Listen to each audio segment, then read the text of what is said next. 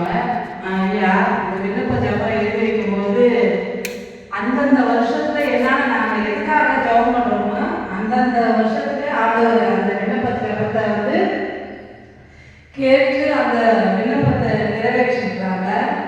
அதனால நாங்கள் இந்த உபவாச ஜபத்தை எப்போ உபவாச ஜபம் வச்சாலும் நாங்கள் வராத இருக்க மாட்டோம். ஏன்னா அந்த உபவாச ஜபத்துக்கு வரும்போது தான் நம்மளுக்கு எல்லா நன்மையும் கிடைக்கும்னு நான் தெரிஞ்சுக்கிட்டேன். அது மாதிரி என்ன உபவாசத்துக்கு வரும்போது ரொம்ப போராட்டம் வரும், நம்மளுக்கு ரொம்ப பாடம் நெருக்கம் எல்லாமே வரும். ஆனாலும் அதை மீறி தான் நம்ம வரணும். ஏன்னா நம்ம கர்த்தருக்குள்ளால நெருங்க நெருங்க பிசாசானவனுக்கு ரொம்ப எரிச்சல் வரும். அதனால அதை நான் ஒரு பொருட்கா நினைக்க மாட்டேன்.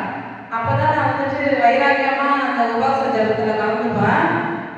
இந்த வருஷம் உபவாச நாளில் நாங்கள் விண்ணப்ப ஜபம் எழுதி கொடுத்தோம். விண்ணப்ப ஜபத்தில் நாங்கள் அந்த வீடு கட்டிட்டோம். ஆனால் நாங்கள் ரிஜிஸ்டர் பண்ணல. அந்த இடத்துக்காக ரிஜிஸ்டர் பண்ண வேணும்ட்டு நாங்கள் ஐயாட்ட எழுதி கொடுத்தோம்.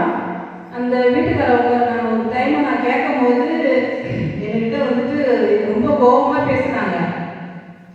எங்ககிட்டயா வாங்கினீங்க நீங்கள் எங்ககிட்ட கேட்காதீங்க அப்படின்னு சொல்லிட்டாங்க.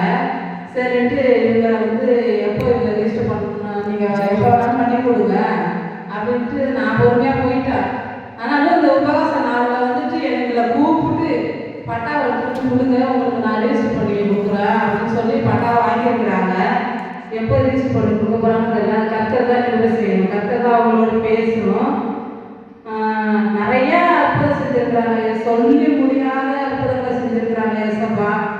அந்த உபவாச நாளில் நம்ம கலந்து கொள்ளும்போது எனக்கு அவ்வளோ படிக்க தெரியாது. ஆனாலும் ஐயா எடுக்கிற வசனம் எல்லாம் ரொம்ப பிரயோஜனமாக இருக்கும். நம்மளுக்கு நம்ம வாழ்க்கைக்கு ஏற்றது, நம்ம எப்படி வாழ்க்கையில் நம்ம நடக்கணும், எப்படி நடந்துக்கணும் உலகத்தில் உள்ளவங்ககிட்ட அப்படின்னு இந்த உபவாச நாளில் நம்ம ஜபத்தில் கலந்து கொள்ளும்போது தான் அந்த வார்த்தை நம்மளுக்கு எனக்கு நிறைய வார்த்தைகள் ஐயா என்ன வார்த்தை பேசினாலும் அது எனக்குன்னு நான் எடுத்துப்போம். அது நான் எல்லாருக்கும் அந்த வார்த்தையை இருந்தாலும் ஆனால் எனக்குன்னு நான் மட்டும் அந்த வார்த்தையை எடுத்துப்பேன். ஆனால் அந்த வார்த்தை உபவாச நாளில் கேட்குற வசனம் ஒவ்வொரு வசனமும் அப்படியே நம்மளை அப்படியே உருவாக்கப்படும். அந்த வசனம் ஃபுல்லாக நம்மளை நம்மளை எப்படி நம்ம சீர்படுத்தணும், எப்படி நம்ம வாழ்க்கையில் நடக்கணும், எப்படி பேசணும். வீட்டில் மட்டும் சண்டை போடுவோம், சீட்டாகிட்டோம்.